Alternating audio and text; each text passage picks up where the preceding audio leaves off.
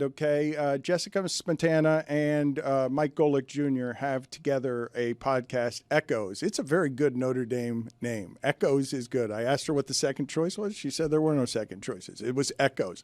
And Notre Dame Miami's about to happen. And who was the guest on Jessica's show to talk about Miami Notre Dame? Ian Book. He came in relief in that 2017 game. And Jessica asked Ian about the atmosphere at Hard Rock Stadium on that fateful night in 2017.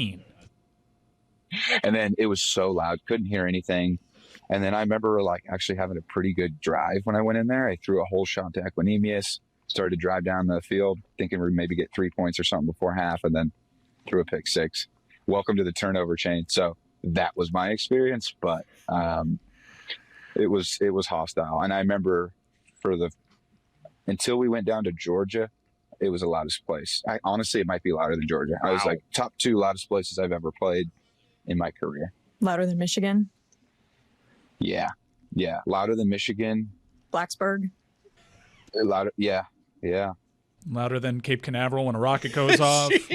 Louder than when Mike Piazza hit that walk-off in Shea Stadium after 9/11. Yeah. Louder than when Stone Cold Steve Austin helped Mankind win the WWF title. No way. It's the Austin Pop. Oh, you could see how much this meant to Jessica on that video. Not happy that was the answer. Why is it so hard for people to believe that people in Miami can be loud about sports? The thing is, it's like such a crazy cell phone because we're capable of that kind of atmosphere, and we don't really dial it up to that level nearly enough. People are right to take shots. We don't give it away. You got to earn it. Well, I think on Sunday they're gonna earn it. I mean, it's a top 10 matchup at Hard Rock Stadium against a hated rival that hasn't won down here in Miami since 1981, and usually they get their asses handed to them when they come down here. So Mike Ryan is about to do 5 hours of twitchy cocaine, where he talks Canes football all afternoon because if you're going to get into the nostalgia of sport with The Last Dance or with the Cowboys documentary or wherever it is that your grandfather or grandmother or father or mother passed down the stories, Notre Dame, Miami has no real good reason to be a rivalry other than before all the chaos of today with the conferences, like a couple of independents kept facing each other, and then it became a holy war, Catholics versus convicts, and it was delightful. It was just magical and partly racist television that so the convicts from Miami, and they made a couple of 3 movies about it, one of them from Notre Dame's side, because they played at the top of the sport and they were so different. And so you have a clash here of what you can say are historical titans, and Jimmy Johnson began his rise as unpopular when he kicked Notre Dame's ass on television and ran up the score, and Notre Dame, I think, who was the broadcaster? Was it Ara Parsegan? Just wailing on, have some dignity, have some class, because that's where, Miami passed Notre Dame. You're about to do 5 days of tailgating toward this thing, correct? Oh, yeah. Yeah, bunch of idiots are flying in town for this one. This one's going to be great. I'm super excited about this because I'm super excited about the season. I get really jacked up for this rivalry. Notre Dame is coming off a season in which they were unbelievable despite being hurt throughout the college football playoff. They earned that ranking. They were a runner-up and performed admirably against a much better Ohio State team given the MASH unit that they became. I'm super jacked up about this because I also believe us to be a really good team, Miami. I think Miami is good. I think that there are perceived advantages, and most people may just blindly say, along the trenches, Notre Dame's better. No, they're not. Miami's the bigger team along the trenches. This is going to come down to Miami's reshaped defense, whether or not they can stop a really good running back in Jeremiah Love, and to see if they actually did indeed improve that secondary. It's going to be pretty wild because I think that, look, I remember that game in 2017. I wasn't there, but I was watching it, and just even the way it came across on television, it was the most obvious, Notre Dame has no chance tonight. And then, of course, it was 28-0 before you blinked, all right?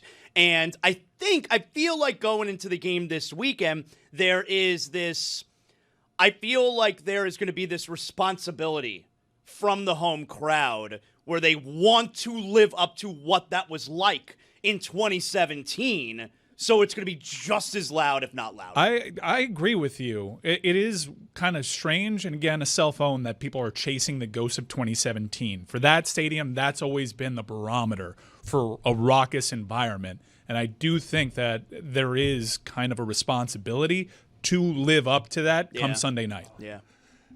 The entirety of it, though, when it comes to the Miami fan base being defensive because they have a persecution complex, and at least in part because back when they were playing Miami and Notre Dame, it felt like they were persecuted. So, like, that's the history that's getting grandfathered in. I'm telling you, the portrayal of these teams back then was Miami are the gangsters and Notre Dame, they're the holy ones, and that was a quainter time in a million different ways that built it into what it is today. But I'm wondering, Billy, when you hear Mike talk like this, because Mike is homerific, but he's also on the inside of the program here and in the inside of the business machine, when you hear him talk this way, it feels like Mike Ryan is going into the season feeling like Mario Cristobal and Miami has the better horses, the better physical, that Cristobal was hired so that by this year, he would have bigger, better players than everyone else like he did when he was the recruiter at Alabama.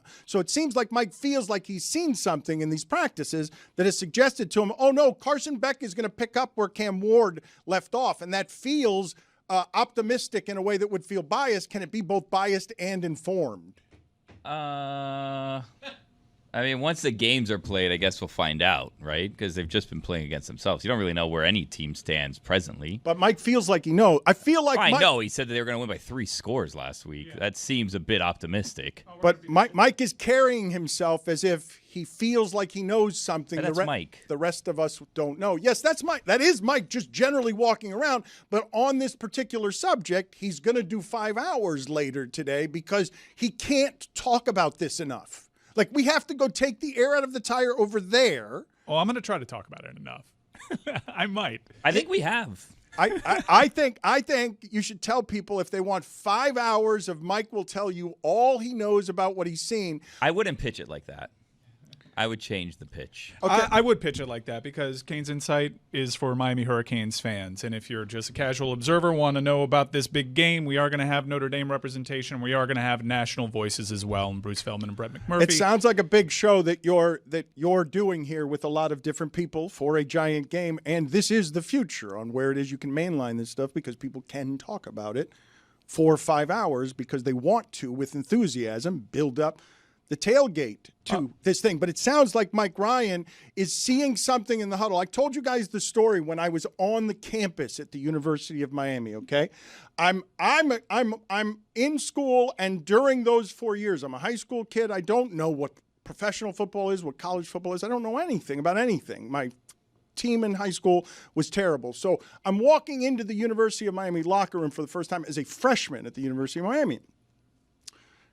I've not been in many locker rooms. Standing in front of me is Jerome Brown, who would go on to just terrify the rest of the league. But at this point, I'm a freshman. I'm like, this is a student who is my age at school here, Jerome Brown. And so I don't have any context for a home team that they didn't lose a game while I was in school because their guys were bigger than everyone else. And then when I went in the locker room when they were on probation, I walked into guys with pimples on their faces, young guys, clearly kids. And I'm like, oh, okay, now I have the context for this. It feels like Mike's in a locker room where he's saying, no, they've got the studs this year. It has to look a certain way. I remember being at practice during the Manny Diaz years going, who the hell is that? And it being Lou Headley, the punter. And there was one other guy, Chase Smith, who's actually a holdover still on this roster. Now you barely notice him. I remember feeling good about Derek King coming back. All right, let's do this. Let's go measure ourselves up against Alabama, and stepping on the field in Atlanta and knowing right away we had no shot in hell because they dwarfed our guys. Okay, what were you saying this time last year? This time last year, the body types are there, and that Cam Ward is going to be good. And by the way, I think Miami delivered on expectations. They didn't surpass them. Would have loved to get to Charlotte. They didn't have an opportunity to play the other teams in the mix for Charlotte. They failed. They blew a 21-point lead. That would have been a great end to their season. They would have had one loss headed into Charlotte.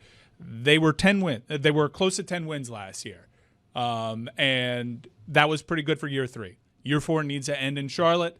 Year 4 needs to be a CFP appearance. They look really good along the lines. 1 through 22, I like where they're at. Now, it's not exactly what Dan said. They're not going to have the talent advantage against the likes of Texas or Ohio State. Miami's outgunned in that regard. But it's going to come down to, are our guys good enough on a given day along the trenches to be able to dominate individual assignments? And I think 1 through 22, this roster is as good as it's been in Miami in like 20 years.